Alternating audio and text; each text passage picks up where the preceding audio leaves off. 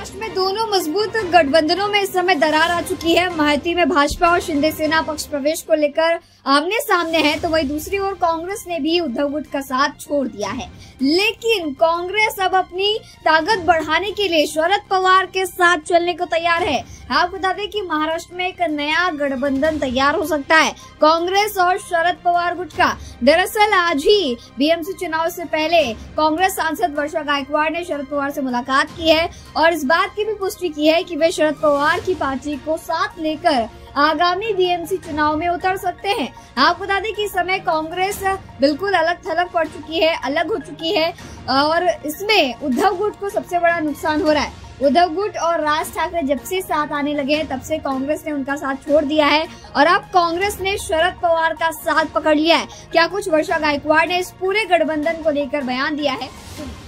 सन्माननीय शरदचंद्र पवार साहेबांशी आम्ही आज सकाळी आता जाऊन आपण भेटून आलेलो आहोत आणि त्यांच्याशी आमची साधक बाधक चर्चा झाली, सविस्तर चर्चा झाली येणाऱ्या मुंबई महानगरपालिकेच्या इलेक्शनच्या संदर्भामध्ये आणि आम्ही त्यांच्याशी या विषयावरती मागील काळामध्ये पण आमची सातत्याने भेट होत होती आणि आज आम्ही हाच विषय मांडलेला आहे की येणाऱ्या मुंबई महानगरपालिकेचं जे इलेक्शन असणार याच्यामध्ये मागील खूप वर्षापासून जे आहे ते आमची शरद पवारांच्या एनसीपी बरोबर हमेशाच जे आहे ती त्या ठिकाणी नेहमी अलायन्स राहिलेली आणि येणाऱ्या काळामध्ये पण ती अलायन्स व्हावी अशी आमची मनापासूनची इच्छा आहे।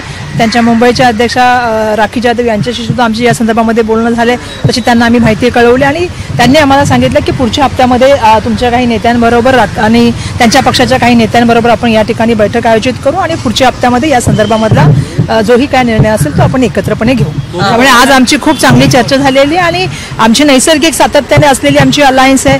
सगळेजण आम्ही संविधानाचा धागा मानतो, आम्ही जे आहे ते लोकशाही मानतो, या देशामध्ये समता बंधुता न्याय स्वातंत्र्य राहिलं पाहिजे, मुंबईमध्ये जे आहे ते मुंबईची एकता अबाधित राहिली पाहिजे आणि मुंबईच्या विषयावरती येणाऱ्या काळामध्ये इलेक्शन झालं पाहिजे अशी भूमिका आम्ही त्यांना मांडलेली आहे। त्याच्याबद्दल सुद्धा आमची त्या ठिकाणी चर्चा झाली।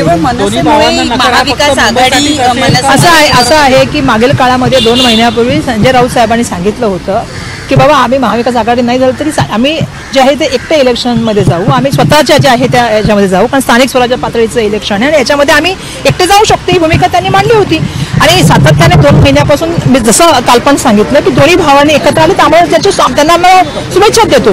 पण या माध्यमातून जे आहे आमच्याशी चर्चा व्हायला पाहिजे होती। काँग्रेस पक्ष आपल्या सगळ्यांना माहिती आहे की सातत्याने ज्या वेळेला आम्ही अलायन्स केली त्या वेळेला आमचा कॉमन मिनिमम प्रोग्राम राहिलेला आहे। इंडियन अलायन्सची असेल किंवा महाविकास आघाडी असेल, आमचं संविधान धागा धरून आम्ही कॉमन मिनिमम प्रोग्राम त्या ठिकाणी करण्याचं काम केलेलं आहे आणि आम्हाला अशी अपेक्षा आहे की येणाऱ्या काळामध्ये मुंबई महानगरपालिकेचं इलेक्शन हे सर्वांना बरोबर घेऊन केलं गेलं पाहिजे। कारण मुंबई ही असं शहर आहे की ज्याच्यामध्ये देशामधले सगळ्या राज्यामधले लोक या ठिकाणी असतात आणि मुंबईच्या विकासामध्ये प्रत्येकाचा हातभार आहे। त्यामुळे दडपशाही करणारं किंवा कायदा हाती घेणाऱ्या लोकांबरोबर आम्ही जाऊ शकत नाही, जी आमची भूमिका आहे। आमचे नेते जननायक आदरणीय राहुल गांधीजींनी भारत जोडो यात्रेच्या माध्यमातून लोकांना जोडण्याचं काम केलं, प्रेम देण्याचं काम केलं। आमची अपेक्षा तीच आहे की मुंबईच्या प्रश्नावरती यावेळी इलेक्शन व्हायला पाहिजे।